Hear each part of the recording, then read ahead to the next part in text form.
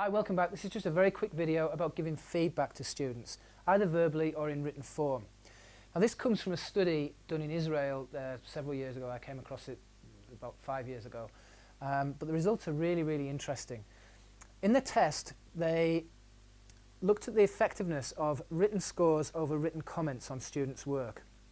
So one group of students were given a score as in a grade on their work. They were given A, B, C, D, or a percentage or a mark out of 10.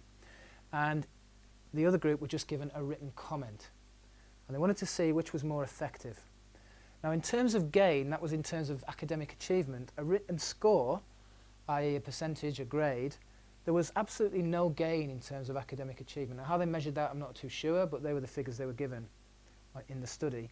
But in terms of attitude, and this is where it got really interesting, those that got the top grades had a very positive attitude.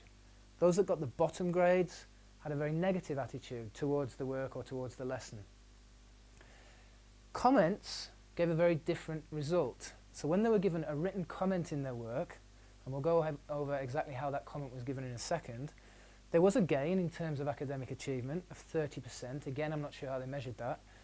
But in terms of attitude, this is the key bit, all of them were positive. When they phrased the comment in a certain way, all students had a positive attitude towards the lesson or towards the work. Now that is key. That is crucially important, because if you've got students with low motivation, students who you just can't get them interested in the work at all, this perhaps holds a key, not the key, but certainly a way of improving attitude and motivation. So, now where this got really interesting was when they started playing around with this a little bit, because they gave some students both scores and comments to see what effect that had in terms of gain and attitude. And interestingly, when they were given a score or a grade as well as a comment, they got the same results as scores only. They ignored the comment. Students are really interested in their grade. So if you were giving them a low grade, a D or an E, and yet you'd put a fairly positive comment on there about how they could improve, they wouldn't even read it. So they didn't get any of this.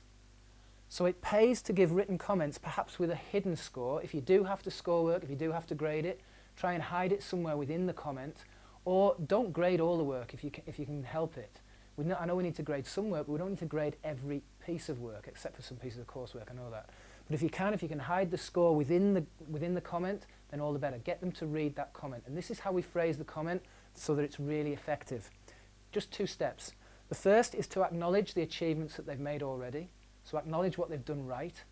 And the second is to then focus on the next small step they need to do or take in order to improve more.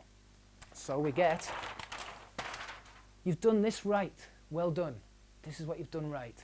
Now if you want to succeed even more, if you want to get to the next level or for even better success, this is what you need to do next.